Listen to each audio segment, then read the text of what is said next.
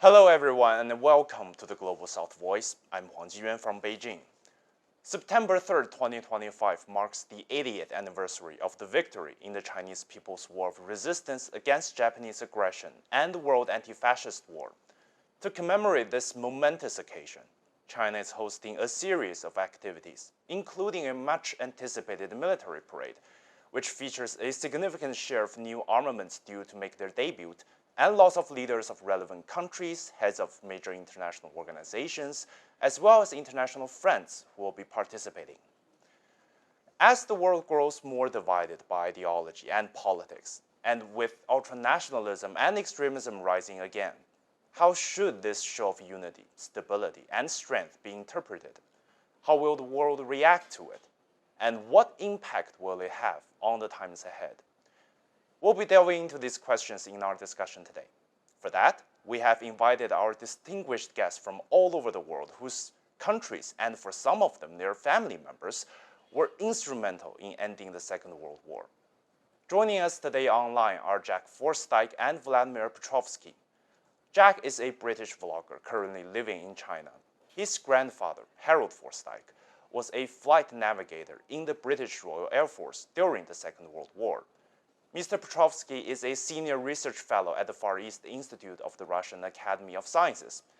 And in the Beijing studio today with me are Einar Tangen and Professor Wang Yiwei. Mr. Tangen is a senior fellow at the Taihe Institute, and Professor Wang is the Jean Monnet Chair professor and the director of the Institute of International Affairs at Renmin University of China. Gentlemen, welcome to you all. So, Mr. Tangen, please give us an overview. What's the importance of China holding this military parade at this time, and what are you hearing from your friends abroad? Okay, so you can break it down into two parts. The first part is this is a commemoration of a war against fascism, an occupation, not just by Japanese, but prior to that you had a colonial occupation. So this is a war, this is to remember liberation. It also was a mark along the path of the Chinese modern state. The second part is aimed at today. And what it is a reminder that fascism can come back, and it can be interpreted in different ways depending on your perspective. The Europeans are kind of in disarray. You have different opinions about how they see this. They acknowledge that China has arrived, that it's a multipolar world, but they're not quite certain which direction they're going in. Japan is somewhere unknown. They have not completely acknowledged. There was a statement that there was remorse, but a full apology has not been made. And it's not just to China. The atrocities happened throughout Asia and even before China in Korea. I'm half Korean. My family was involved in that. They suffered at the hands of the Japanese and during the war. And China is pointing towards a more inclusive world, one where it's a shared future for mankind, and they're demonstrating that. It's not words.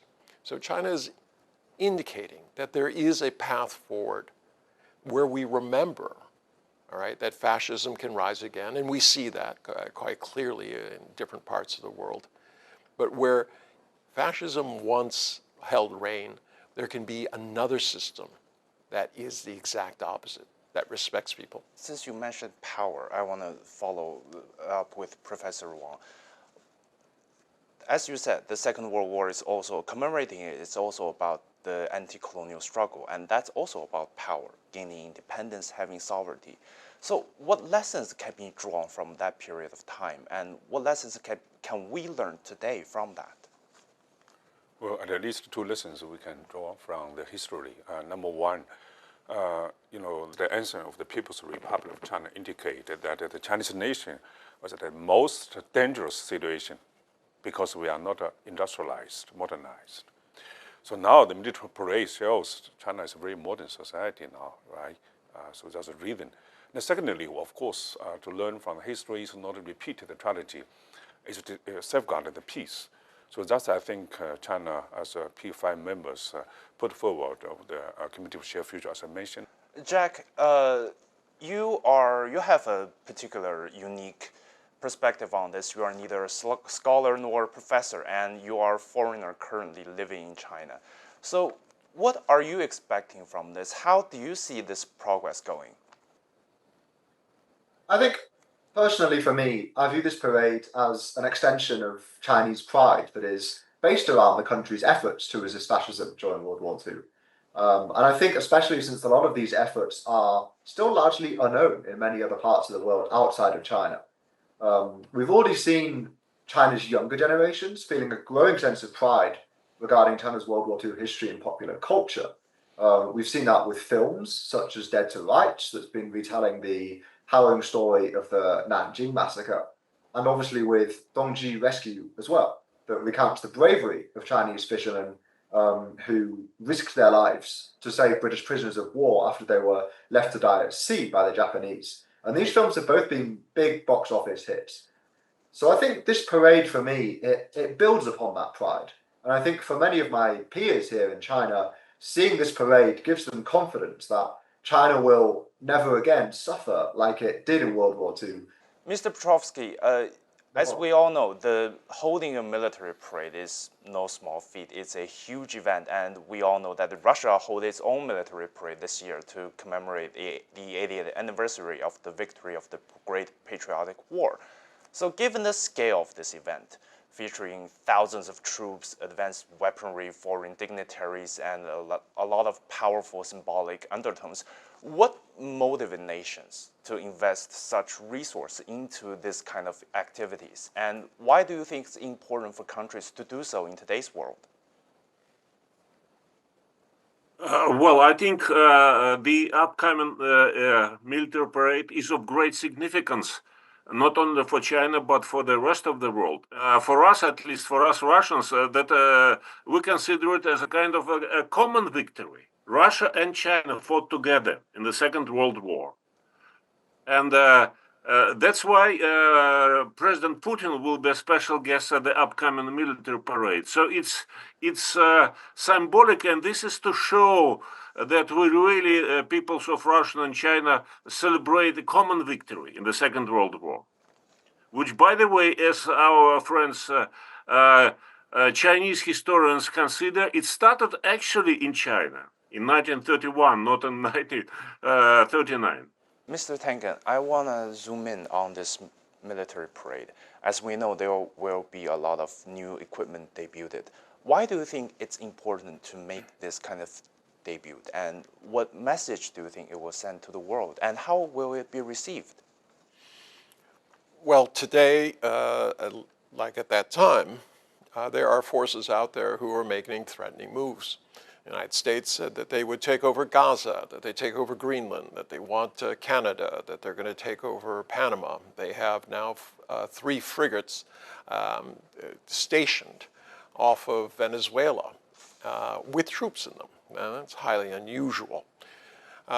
You have a lot of right-wing, the same kind of voices that you heard back then. And those voices were not just in Germany, they were also in Japan. And these voices said, others are less than human. China's aware of that. They know what this can lead to. And they will not allow their territory, after a century of humiliation, to be violated again.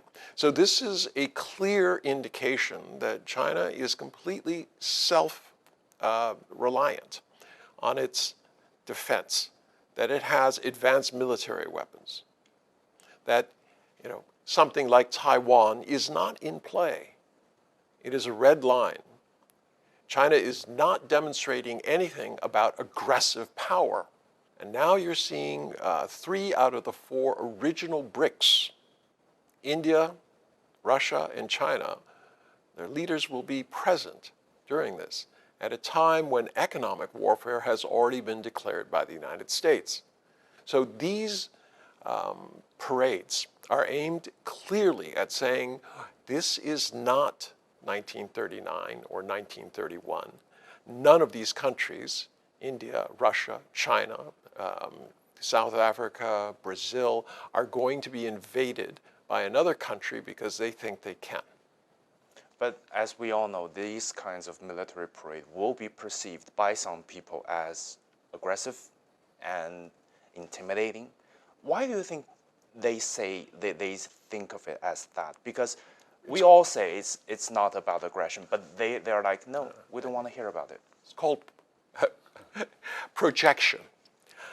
A thief always thinks everybody else is the thief. And that's why it's okay to steal from them, because I'm just stealing from them before they do it to me, right?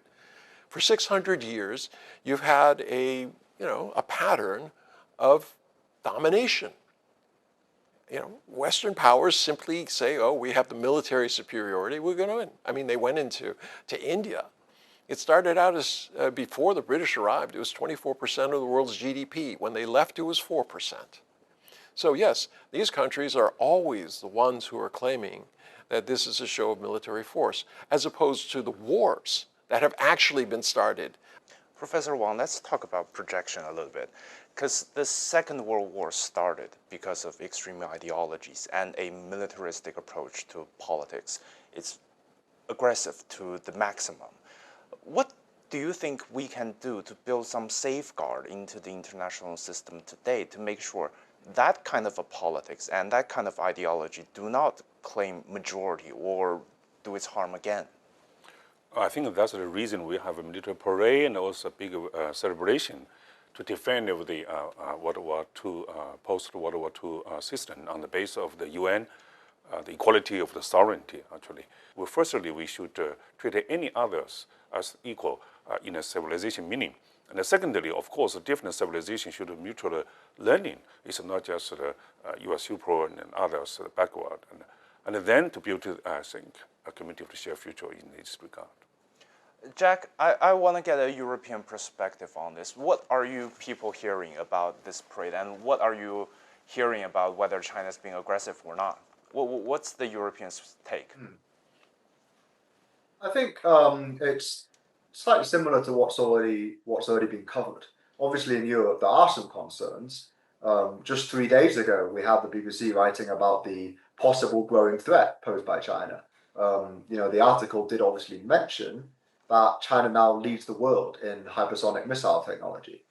And I think the question of how this display of military prowess is perceived is very interesting, because deep down, it tells us a lot about how different countries view the concept of military might. In the UK and in many other European countries, there isn't as much of a strong national sense of pride for their nation's military might, because a lot of people, especially young people of my generation, they feel very conflicted about their country's military history. And I think people are right to do so. Whether it was the illegal war in Iraq that's been mentioned, or other interventions in the Middle East, fascist European powers in World War II, or policies of colonialism and imperialism in the last few hundred years. And I mentioned these previous conflicts because, as I said, I think they really fail to take into an account that actually they view this as an aggressive display because they're associating military might with aggressive intentions, because that's simply the norm looking at their own military history.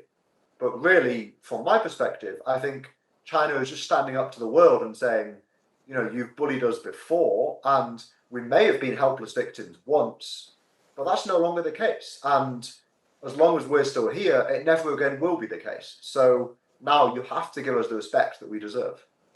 Mr. Petrovskiy, as Jack said, you have to give us the respect we deserve. There is a shift in the global balance of power right now. That's seen by everyone. It's basically undoubted and undebated, from the United States as superpower, a single polarity world, to a multipolarity world. What do you think the global South can gain by this transition, and what do you think China's role is in this time? Well, I think that indeed we see the rising role of the I would call it certain segments and elements of the new multipolar world, as we have it in BRICS, and we have it in Shanghai Cooperation Organization, for example. And again, this is to show that the more just, more balanced, and more socially oriented a multiple world is possible. Mr. Tangen, I want to ask follow-up on that. The Global South is a group of a lot of countries, many countries. Some would say it has too much diverse of an interest to be a united force. As we talked about, this is a time of transition. We're transitioning from a single polarity world to a multipolarity world. What's the role of Global South in that, and what's its role in the future in that international order? Can it have a united pursuit to, let's say, combat the others?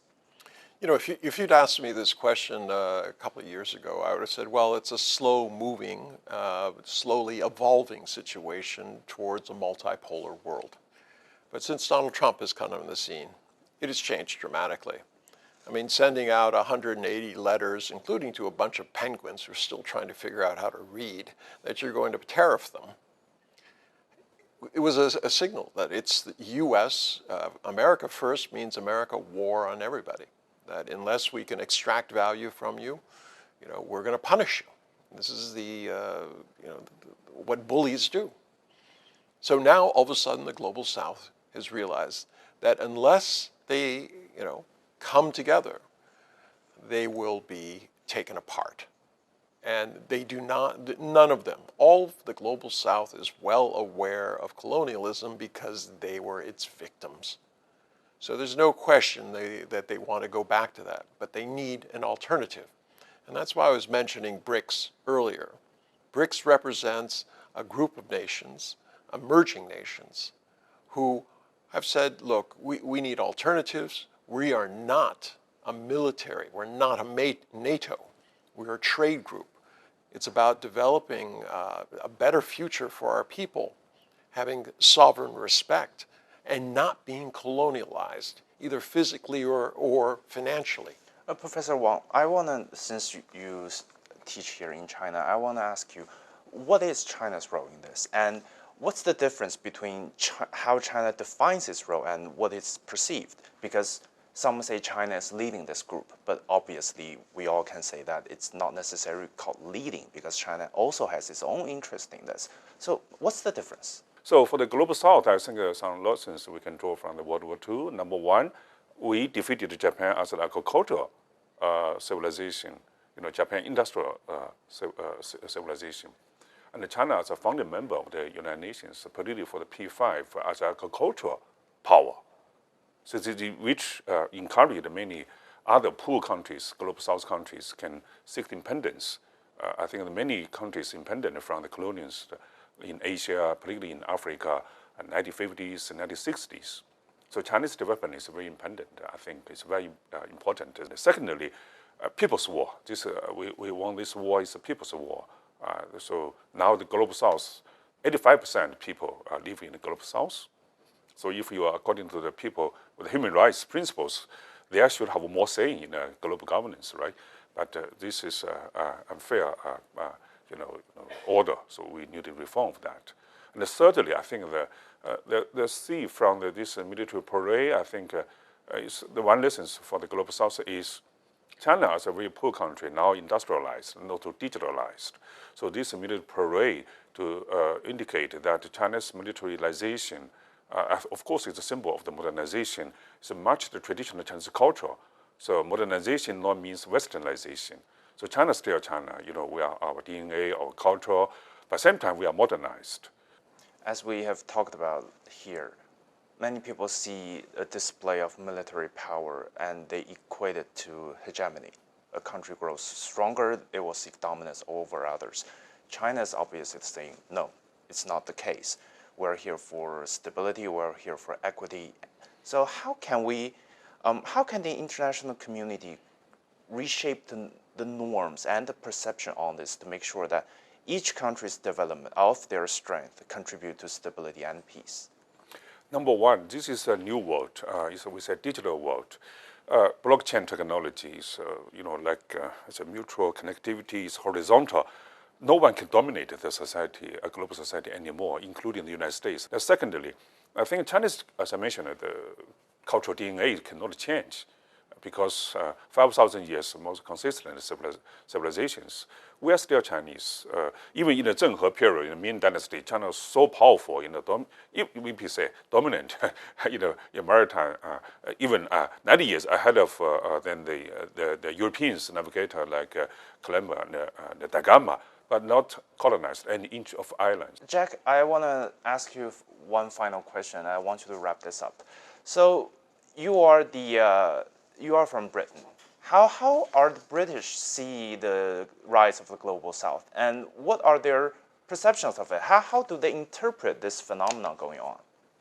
I think the UK has relied on alliance with the US and strategically aligning itself with the US for such a long time that it requires a complete mindset shift to realize that actually the US is the cause of this global instability. It's not someone that we can cling to keep ourselves stable.